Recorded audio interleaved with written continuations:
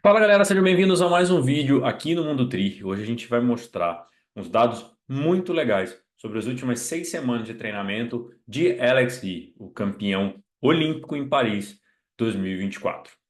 Antes de seguir para esse vídeo, vou deixar aqui o podcast que eu gravei com o Marcelo Ortiz, que é técnico do Miguel Hidalgo e da Jennifer Arnold, mas também da seleção brasileira, onde ele explica um pouco de alguma dessas coisas que o Alex faz aqui, o que ele fez também com o Miguel. Ficou bem legal, bem detalhado, mas aqui a Chorus, que é uma patrocinadora do Alex mandou bem demais. Eu vou dividir isso aqui com vocês, vocês vão me entender. Enquanto eu vou abrindo aqui o site aqui para mostrar para vocês, vai seguindo a gente aqui, dá aquele, comenta aqui também, enfim, dá o joinha e tudo. E aproveita os nossos descontos, vou deixar todos os nossos parceiros de desconto aqui embaixo, tá? Opa, bota aqui, tá, beleza. De desconto aqui embaixo. Então tem a ONU, nossa parceira, tem a Dux, tem o MT Desconto, você vai encontrar todos os nossos parceiros, são muitos parceiros que a gente tem oportunidade para vocês. Não tem a Chorus ainda, mas quem sabe depois desse vídeo teremos. E se você curte o Mundo Tri, você pode ser membro do Mundo Tri também. Do lado do botão inscrito, no YouTube tem o botão Seja Membro, e ali você vai ver todos os benefícios que o membro do Mundo Tri tem. Se você está no iPhone, esse botão não aparece, mas a gente deixa o link aqui embaixo do MT Club para vocês seguirem, beleza? E já descobrirem tudo que tem lá e se associarem, virarem nosso parceiro aqui, nosso membro do MT Club. Vou deixar todos os links aqui embaixo. Agora vamos lá, sem mais delongas. A Chorus Global soltou esse post aqui nessa semana, mostrando alguns dados da prova do LXI nos jogos. Então botou 28,7 milhas por hora, dá mais ou menos 46, 46,15. A gente vai falar disso daqui a pouquinho. A potência média dele, 253 watts. Mais, pasmem, 894 watts de potência máxima. Olha que loucura. Tá? A gente está falando de 894 watts potência máxima. E aí eles vão destrinchando isso, é legal, porque eles soltaram esse post para falar que tem um artigo sobre isso. Lembrando que esse artigo vai estar aqui na descrição do vídeo também, tá bom? Então vamos lá. Primeiro, o que que é a Chorus, né? Então a Chorus, entrando aqui, voltando no Instagram deles, eles têm relógios, computadores, fita cardíaca, então concorrente aí da Garmin, Polar, etc. Tem bastante atleta aqui grande no time, tem o Jacobsen também, da Noruega, enfim. Vamos ao título que é o que vocês querem ver. Então, vamos lá.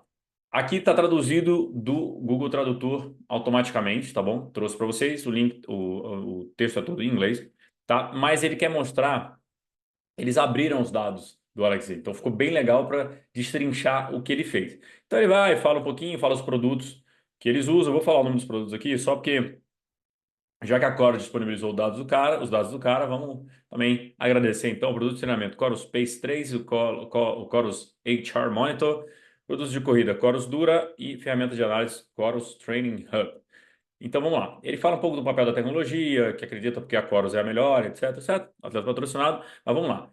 Tem esse gráfico aqui que mostra as últimas 6 semanas do LXI, tá? Lembrando que aqui no finalzinho tem os Jogos Olímpicos, onde ele competiu no dia 31, não no dia 30, né, do SESC, que estava programado, e depois no dia 4, que foi o Mixed Relay. Então tem esses dois eventos aqui, por isso que o Olympics é um pouquinho maior. Então aqui mostra essa verde aqui, o fitness dele crescendo. Então se você já usou o Training Peaks, você vai ver no seu gráfico lá de fitness. Depois no polimento você vê uma pequena queda, tá aí. Somos iguais, Alex e na vida real também. Brincadeiras à parte, né? Então, isso aqui, o verde, é o Base Fitness, onde ele pega o pico mais ou menos ali 2 semanas antes da prova, tá bom? Tem mais uma coisa aqui. Então, uma semaninha antes da prova tá no pico. Começa a famosa fase de polimento. Então, tá essa setinha aqui, é chamado Final Taper, então polimento. Aqui, o legal é que você consegue ver o impacto, o load impact. Então, a parte de carga que ele está tendo. Então, ele tem bastante carga ainda, faltando 2 semanas antes da prova. Depois, ó, a questão de carga, como vai diminuindo do Alexi. E aqui, o laranja são as intensidades, né? Então, ó, como que vão diminuindo também as intensidades dele com alguns picos para ele não perder velocidade. Então, muito legal mostrar essas últimas 6 semanas dele aqui na preparação para as Olimpíadas, tá? Então ele fala aqui que ele manteve treinos intensos, construindo a aptidão básica o máximo possível. É difícil usar o texto do Google Tradutor, que muitas vezes não faz muito sentido, tá? Então vou deixar o inglês ali, vocês vão fazendo suas análises. Mas eu quero mostrar para vocês aqui treinos de corrida e especificidade de treinamento. De novo, ouçam o podcast com o Marcelo Ortiz, aquilo é uma aula, e aqui tem um pouco disso. Então aqui vocês estão vendo um treino de corrida dele. Qual é o treino de corrida dele? 6 de 2 quilômetros. Ah, Gabriel, eu já fiz 6 de 2 quilômetros. Pois é, mas agora reparem aqui, 6 de 2 quilômetros com 90 segundos de descanso, parado. Tá vendo aqui, ó, o gráfico faz uma barra aqui e desaba o descanso. Mas se vocês olharem bem, no meio do gráfico tem uma queda de ritmo. Aqui é o pace, né? Verde é o pace, vermelho é o batimento cardíaco. Então tem uma queda de pace. O que é isso? Pensando na prova em Paris e nos retornos de 180, que são muito comuns na World Triathlon, ele treinou, o treino dele de 2K era uma série de vai um e volta outro. Nisso ele faz um retorno de 180, tentando voltar rapidamente para o pace, que é uma quebra muito normal nas provas. Então, seja de 2, ele correu 12 quilômetros, na prova vai correr 10, mas ele fez testando exatamente essa especificidade de prova. Interessante isso, né? E outra coisa, ele fala que ele quis fazer esses tiros progressivos. E aí, olha os paces do Alex Zee. O primeiro ele fez para 3 por quilômetro, né, o tiro de 2 km. O segundo, 2,54, depois 2,51, depois 2,50. Aí fez o quinto com 2,48 e terminou com 2,45 de pace. Então ele também quis fazer uma crescente. E aqui também tem o batimento máximo dele na casa de 180 e pouco, 190 batimentos. Então acabou realmente muito forte, mas também simulando o quê? Uma crescente de prova. Então a prova ele vai crescendo o ritmo e o final, os últimos 2 quilômetros são mais insanos, o que a gente viu nos Jogos Olímpicos, por exemplo, de Tóquio, que o Blumenfeld atacou faltando um quilômetro. A gente viu em Paris depois também como foi aquele. Ele chegou, né, faltando 400, 500 metros. Então, legal, ele fez a progressão, ele fez a especificidade do retorno de 180, depois ele fez progressão de pace, como se ele estivesse fazendo uma crescente na prova também. Então, muito legal, tudo muito treinado, nada é por acaso, louco, né? E aqui esse treino de ciclismo ficou muito legal também, que aqui ele simulou, olha que louco, ele presumiu que ele não sairia no primeiro grupo de natação, ele sairia no segundo. Então, para isso, ele teria que ajudar o grupo a colar no grupo da frente. Então, o que ele simulou? Séries de 3 minutos para alcançar o grupo de ciclistas e aí depois manter o ritmo. Então fazia 3 minutos muito fortes, depois abaixava. Então durante todo esse esforço, o LXI teve 291 watts de média, tá? Mas vários picos acima de 600 watts. Então ele fez as porradas, também muito retorno, mas também fez essas porradas para largar o grupo, para chegar no grupo da frente,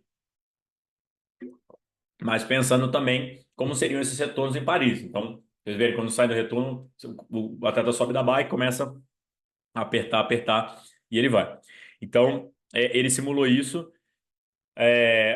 para estar nessa zona de desconforto mesmo, para pensar qual é a situação real de prova. Então, ele teve uma média de 46,69 km por hora, o que em Paris acabou sendo 46,1. Então, ele simulou muito bem isso, depois chegando no grupo, parou um pouquinho. Então, mais uma coisa. E aí, como ele estava simulando uma situação de prova, ou seja, eu nadei atrás, tenho que colar no grupo, mas eu tenho que ter perna para correr. Ele acabou, fez uma transição e fez uma série de 3 quilômetros, sendo 2 quilômetros no limiar dele, que aqui dá 2,54, batimento médio de 172, alto ali, mas para ver que ele estava no limite, então o limiar dele para 2 km, no limiar dele 2,54, fez 2 km, e depois fez o quilômetro final mais forte. Vocês conseguem ver, olha aqui. Bom, saiu, ó, o gráfico verde, saiu, bom, já meteu um 2,35, aí achou o ritmo dele, entrou no limiar e ficou. Quando deu os 2 km, ele fez ao final subindo para alcançar 2,40 de pace médio, ou seja, pensou também indo na terminação de prova forte. Então, tá vendo? O Ortiz falou disso também. Então, o atleta já pensando que pode haver uma crescente de ritmo, né? Vai fazendo aquele ritmo progressivo durante a corrida e o final ser bem insano. Então, os atletas começaram a testar muito isso. E ele falou que em Paris foi um pouquinho mais fácil. O pedal foi um pouquinho mais fácil, né? Ah, perdão, vai vir aqui agora. Então, aqui, deixa eu ver se tem mais algum dado. Não, isso aqui mesmo. E aí, como é que foi na prova? Então, mostrar esses 2 treinos ali dele, mas como é que foi na prova? Então, em Paris, teve um dia de delay, né? Então ele faria isso no dia 30 às 8 da manhã, fez dia 31 às 10 da manhã, então também mudou horário e tudo. Olhem o gráfico de potência da prova, de uma prova de Olímpico dentro do World Triathlon, da World Triathlon. No caso dos Jogos Olímpicos, mas outras provas da World Triathlon têm dinâmica parecida. Olha que doideira. Se você pega o teu gráfico, por exemplo, do 70.3 ou do Ironman, você vai ver que ele é muito, ou de um atleta profissional, você vai lá, pega o do Blumenfeld, por exemplo, em Frankfurt. Você vai ver uma linha, uma coisa linear e os atletas fazem lá 10 minutos num pace tal e volta. Vão nessa linha. Já olha olha o tanto de pico que tem. Esse pico, estamos falando de quase 900 watts. Então, olha como é que é, pelotão, um ataca dali, outro ataca de lá, tem um retorno, eu quero atacar para chegar na frente no retorno para não estar movimentado, eu quero apertar para poder chegar na frente na transição. Tudo isso para correr os 10 km depois para 29,30, 29, 28 e pouco, como o caso do Alex já correu. Então, aqui, eles subdividiram a prova um pouquinho no primeiro momento, de 26,5 quilômetros, onde ele acabou saindo no primeiro grupo, então ele saiu melhor do que ele imaginava, tá?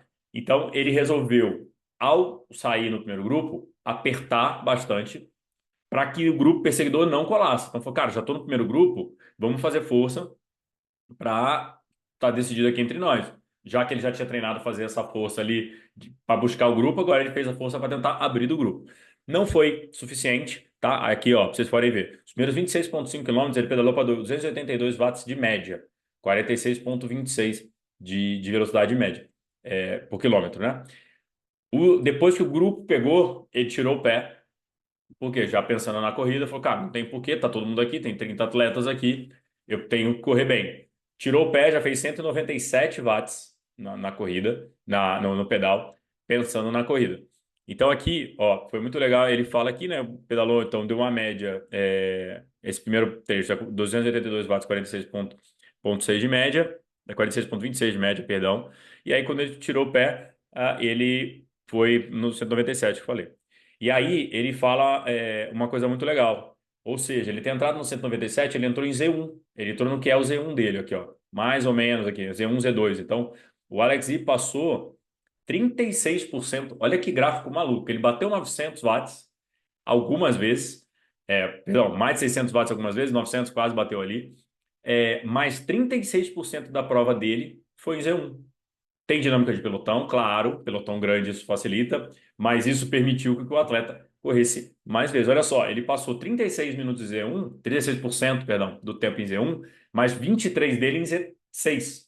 Z6, coisa que a gente normal mal alcança, tá? Mal alcança. Estamos falando do atleta de 60 quilos, 60 e poucos quilos, bem leve.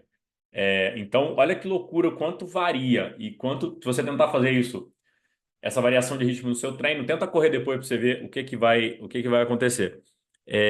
E aqui, deixa eu só falar que ele traz aqui, ó, o Alex E atingiu mais de 600 watts em 41 ocasiões na prova. Ou seja, volta aqui, 41 vezes ele pedalou em 16, e depois também para tentar abrir, então, talvez ali o comecinho, depois esses picos, e 36% em Z1. Então o resto da prova dele variou ali um Z2, Z3 e tal, um pedacinho em Z5 também, possivelmente, na parte do começo. Mas olha que louco, 41 vezes ele passou dos 600 watts durante a prova.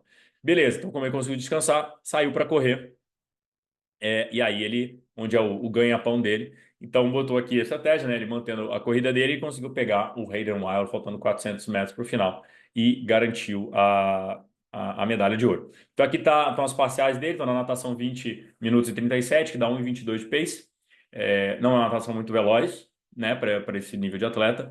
Transição rápida ali, 0,50. Quem lembra, eles saem do Rio, sobem em escada e fazem a transição. Bicicleta 46,2 de média, transição rapidinha, 22 segundos, depois 29,47 na corrida, que não é uma corrida rápida em nível da World Triathlon, mas pelo horário que foi a prova, foi que deu ali 2,59 de pace. E depois ele conseguiu manter treinando, né? Teve que treinar, então vamos lá. Voltar aqui no nosso gráfico do polimento dele. Ele teve que manter um pouco dessa carga, ter uma intensidade aqui que é a prova. Depois ele foi mantendo algumas coisas para poder chegar bem no revezamento, onde a Grã-Bretanha garantiu a medalha de bronze e ele fez a melhor parcial de todos os atletas. Então, nadou ali para 4,13, transição também mais lenta ali, pela demora ali na subescada e tal. Pedalou para 43,7 média, já estava um grupo ali, mas a corrida dele o 1,8 km ele fez para 2,38 de pace. 2,38 de pace. Então deixou tudo ali 20 minutos e 03 segundos. Foi o tempo dele. Aí botou aqui algumas coisas, tem alguns treinos de corrida dele, algumas coisas que ele tem de intervalo aqui, ó, treino de ciclismo. Então tem as dicas ali de alguns treinos do Alex Ita e a cara do malandro. E aqui encerra o artigo. Deixa eu parar de dividir com vocês. Então, muito louco, né, galera? Como é que ele consegue, ao mesmo tempo que ele tá uma prova onde você tem que ter muita velocidade, mas você tem que ter muitos estímulos em Z6, muito tempo em recuperação em Z1 também, e uma corrida progressiva. E como é legal, de novo, vejam o do Ortiz, porque os atletas subdividem a prova em natação, beleza? Dentro da natação, até a primeira boia, como é que eu vou, como é que eu contorno, como é que eu volto, que posição que eu acho, quem é o grupo que vai estar comigo, quem pode trabalhar comigo para eu alcançar o grupo caso eu não saia no primeiro, ou quem pode trabalhar comigo para o grupo não me pegar. No pedal, como é que eu vou fazer? Na corrida, eu saio como? Eu saio mais rápido, mais lento? Como é que eu tenho o meu término de prova? Então, o Ortiz fala muito disso, como é que eles ensaiaram o último quilômetro do Hidalgo. Tanto que o último quilômetro do Hidalgo era subdividido, pensando na dinâmica de prova. Isso é muito mais difícil em prova longa disso acontecer. E o Ortiz até fala, né? Ele falou, nunca é fácil treinar para nada, mas assim, prova de longa distância é mais fácil, porque essas situações não acontecem tanto. Já na World Triathlon é esse tipo de especificidade que os atletas treinam, beleza? Gostaram do nosso vídeo? Vou deixar o link aqui embaixo, como eu falei, dessa matéria. Comentem aí o que vocês acharam. Continue seguindo a gente, ative a notificação. Se associa lá no MT Club também para dar aquela moral pra gente. Use nosso cupom de desconto também, que vocês facilitam demais para nós. E é isso. Valeu e até o próximo vídeo.